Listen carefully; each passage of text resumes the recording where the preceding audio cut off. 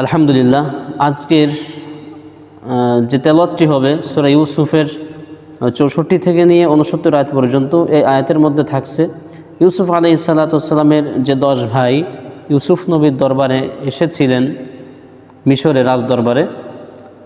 তাদেরকে খাদ্য খাবার দেওয়ার পরে শর্ত দিলেন যে তোমরা আগামীতে যখন আসবে তোমাদের ভাই, যে ভাইকে তোমরা বাড়িতে রেখে এসেছো, তাকে না নিয়ে আসলে তোমাদেরকে আর খাদ্য দেওয়া হবে না। এই শর্তে তাদেরকে খাদ্য দেওয়া হলো। এবং ইয়াকুব নবীর কাছে এই 10 ভাই মানে 10 ছেলে ইয়াকুব নবীর, তারা আর্জি পেশ করলো, বাবা আমাদের ভাই বিনিয়ামিনকে না নিয়ে গেলে মিশর থেকে আর খাদ্য খাবার আমাদের জন্য দেওয়া হবে না, এজন্য বিনিয়ামিনকে আমাদেরকে নিয়ে যেতে হবে। তবে বিশেষ শর্ত সাপেক্ষে ইয়াকুব আলাইহিস সালাতু ওয়াস সালাম তার ছোট ছেলে বিনিয়ামিনকে এই 10 ভাইয়ের সঙ্গে মিশরে ইউসুফ নবীর দরবারে পাঠিয়েছিলেন। এই বিষয়টি আজকে বর্ণিত হচ্ছে। আউযু বিল্লাহি মিনাশ শাইতানির রাজীম, বিসমিল্লাহির রাহমানির রাহিম।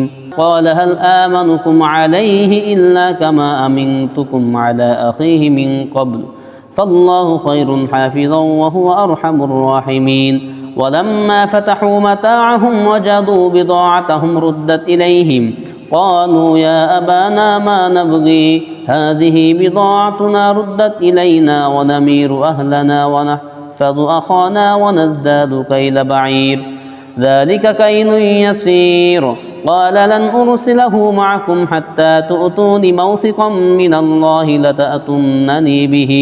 لتأتونني به إلا أن يحاط بكم فلما آتوه موثقهم قال الله على ما نكون وكيل وقال يا بني لا تدخلوا من باب واحد وادخلوا من أبواب متفرقة وما أغني عنكم من الله من شيء إن الحكم إلا لله عليه توكلت وعليه فليتوكل المتوكلون ولما دخلوا من حيث أمرهم أبوهم ما كان يغني عنهم من الله من شيء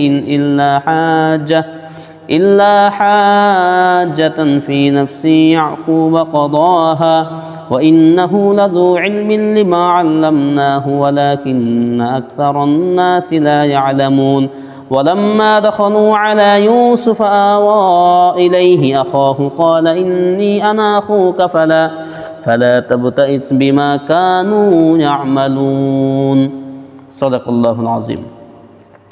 সূরা ইউসুফ আয়াত নাম্বার ৬৪ থেকে ৬৯